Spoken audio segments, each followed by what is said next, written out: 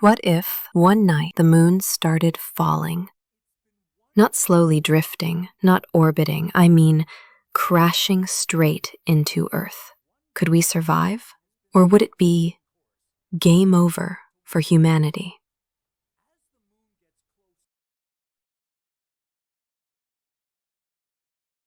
The moon is about 384,000 kilometers away, safely orbiting Earth for billions of years.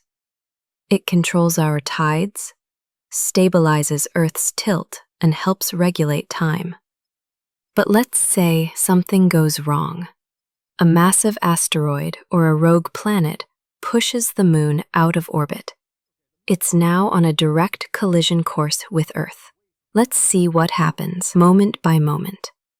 Day 1, tides go wild. Super tsunamis hit coastlines. Day 3, moon starts lighting up the sky, growing bigger each night. Week 1, Earth's crust reacts. Earthquakes, volcanic eruptions increase.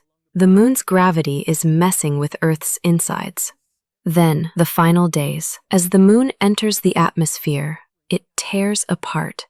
Chunks the size of cities rain down, each one like a mini nuclear bomb. Sky turns red. Fires ignite globally. And then, impact.